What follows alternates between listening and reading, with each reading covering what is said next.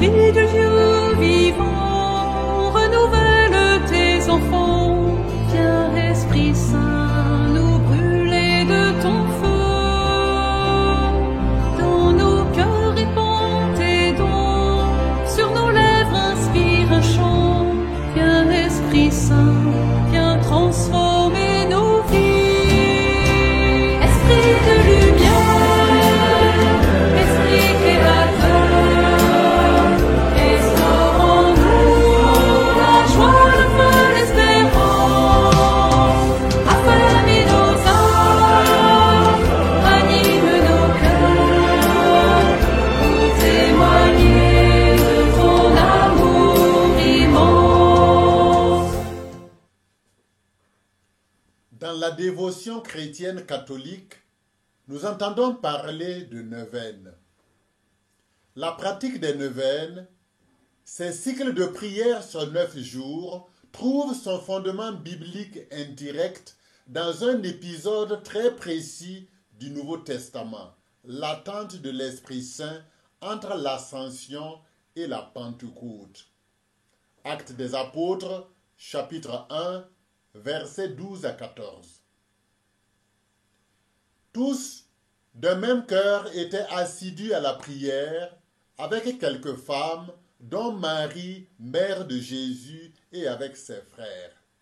Actes des Apôtres, chapitre 1, verset 14.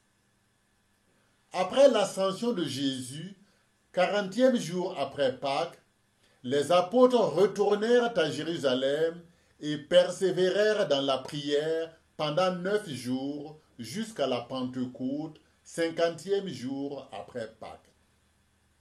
Ce moment d'attente fervente, de prière communautaire entre la promesse et son accomplissement est considéré par la tradition chrétienne comme la première neuvaine chrétienne, la mère de toutes les neuvaines. Le développement historique dans la tradition chrétienne. Depuis les origines du christianisme, les pères de l'Église ont vu dans ces 9 jours un modèle de prière intense, d'autant plus fort qu'il se déroule avec Marie, mère de l'Église naissante. Au Moyen Âge, la pratique des neuvaines se généralise, souvent en préparation d'une grande fête liturgique, Noël, Pentecôte, Assomption, etc. ou comme supplication dans les moments de détresse. Derrière la pratique des neuvaines se trouve une théologie de l'attente confiante. Les 9 jours évoquent une gestation spirituelle semblable à celle des 9 mois dans le sein maternel, une prière de foi entre promesse et réalisation, comme un enfantement dans l'Esprit Saint.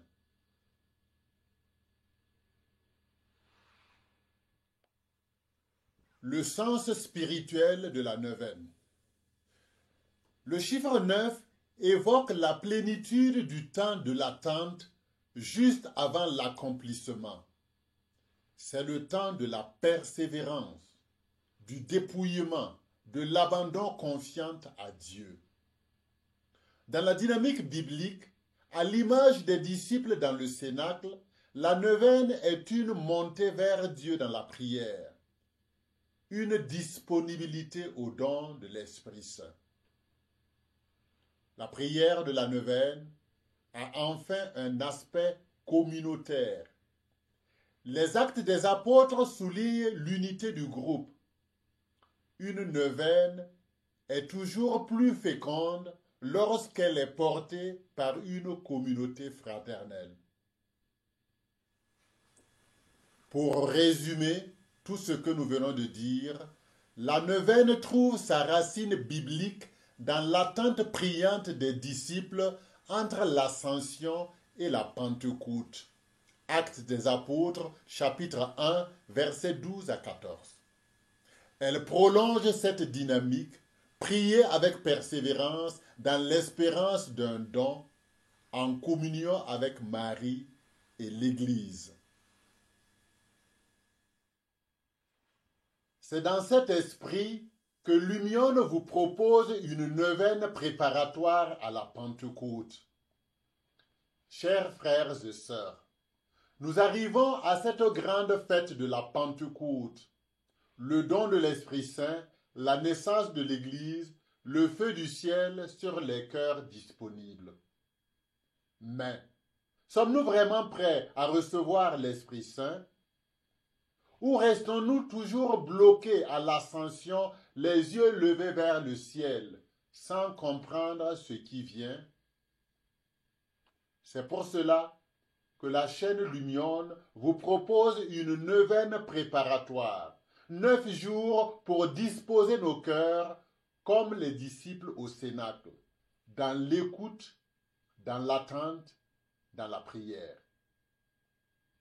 Une neuvaine biblique enracinée dans l'expérience de l'Église naissante, nourrie chaque jour par un verset fort, une méditation brève et une exhortation pour aujourd'hui. Chaque jour, un pas. Chaque jour, une lumière. Chaque jour, une ouverture plus grande à l'Esprit Saint. Voici le parcours que l'Union vous propose. Jour 1. Le désir de l'Esprit, car il nous est promis par Dieu et non fabriqué par nous. Luc chapitre 24, verset 49.